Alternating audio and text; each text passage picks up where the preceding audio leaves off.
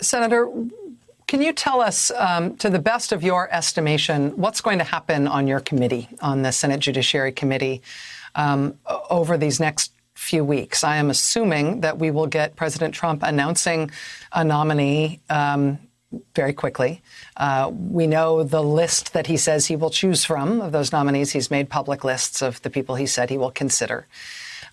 What do you think will then happen? It's a Republican-controlled committee. Senator Graham is the chairman. He has said in the past that if an opening came up in the last year of President Trump's term, quote, we will wait till the next election. Do you believe he will keep his word about that? Do you have expectations in terms of how this is going to play out? Well, I don't have many expectations right now. There's obviously, as you can imagine, amongst me and my colleagues, a lot of conversations and talk, and I think that's going to continue through the hours into the weekend. But I want to just pause for a second about what you say about Lindsey Graham.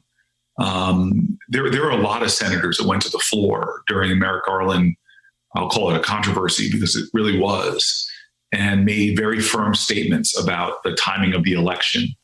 And they were unequivocal, and they were very plain.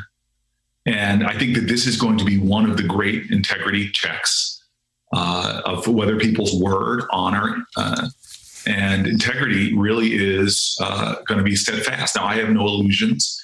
I'm not so starry-eyed that not to believe that this is a rough world of politics. But I do believe that many of my Republican colleagues, should they go against what they said 4 years ago, they will not only do damage to their own sense of honor, but I think they're going to do further damage to the institution in and of itself.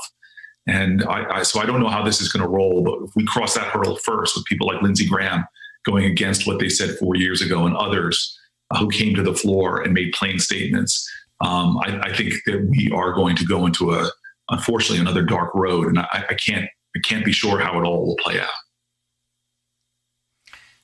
One of the reasons I wanted to speak with you, Senator Booker, is because I feel like you have a curiosity and interest and devotion to making sure that moral considerations are not only part of what everybody keeps to themselves about their political decision-making, but moral considerations are discussed and moral considerations are put forward and kept in the argument so that we know that we're talking about things that have value and that aren't just about power. Senator McConnell has said gleefully before the passing of Justice Ginsburg that, of course, if there was a vacancy while President Trump was in office, even if it was, 5 minutes before the election, of course he would fill it. He's been publicly gleeful and has actually even raised funds on the basis of the fact that he would be rankly hypocritical in his approach to a Supreme Court vacancy with a Republican president in office versus a Democratic president in office. And that sort of excitement about it, that sort of glee in putting forward that it is about power and nothing else, that there is no principle at work, that I will do what is necessary to maximize my party's power no matter what. And anybody who falls for any idea of a principled decision about these things is a sucker who I will gleefully take advantage of. That performative power politics and sort of the rule of might makes right is something that I feel like we're living through now in Republican politics and in the Trump era. It's also something that I don't feel like I have very much clarity at all as to what's the best tactical way to fight back against it and to what's the moral way to fight back against it. I mean, do Democrats such as yourself on the Judiciary Committee stick to your principles and do what's right and be institutionalists and think about the Constitution and think about the country and get taken advantage of because of it when they're playing pure power on the other side? How do you defend against the kind of politics you're up against if it really is just about seizing control? Well, I think you started the right way. This has been an era where I've had a difficult time struggling with the degree to which Donald Trump's presidency has been moral violation after moral violation. Things that my Republican colleagues, many of them I've had conversations in private, and that they've been disgusted with the things that this president has done to institutions, his attacks on law enforcement, his attacks on the FBI, his attacks on the intelligence community. This has been a moral moment from its very beginning. And I know people might have used rank power to try to win sort of their interest gains and stayed loyal to the president, all in the guise of that. But we are in a moral moment in America. And I think that this is a moment where we're going to all be tested in how we choose to respond.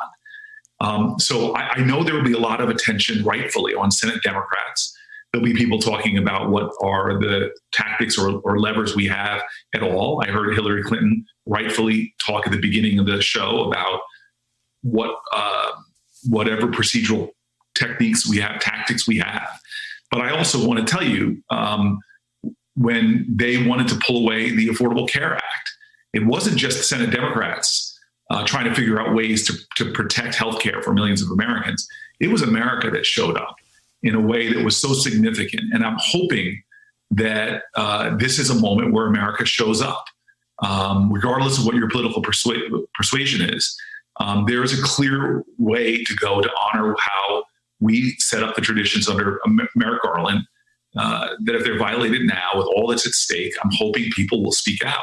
That's why the Supreme Court before me that you're showing, with so many Americans spontaneously coming out, gives me hope that this will be one of those times that even if Republicans want to do the wrong thing, that there will be enough people that have a sense of shame, enough people that have a sense of honor, that they will stand up and speak up and prevent them from thrusting the Senate further into a sort of an era of delegitimization, but from yanking and pulling the Supreme Court down further in the eyes of many Americans in terms of being an illegitimate institution that has been overcome by power politics. Ruth Bader Ginsburg lived to make that a moral institution that, based on the sacrosanct ideals of this nation, ideals of human rights and civil rights. And I'm hoping at this time of her passing, we all can rise to her level of honor and stand upon those principles and show our commitment to them. Senator Cory Booker, a member of the Senate Judiciary Committee. Thanks for being here tonight, Senator. I know it's Friday night, it's a late night, and this is a difficult time, but it's an honor to have you here. Thank you.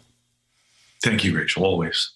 Hey there, I'm Chris Hayes from MSNBC. Thanks for watching MSNBC on YouTube. If you want to keep up to date with the videos we're putting out, you can click subscribe just below me or click over on this list to see lots of other great videos.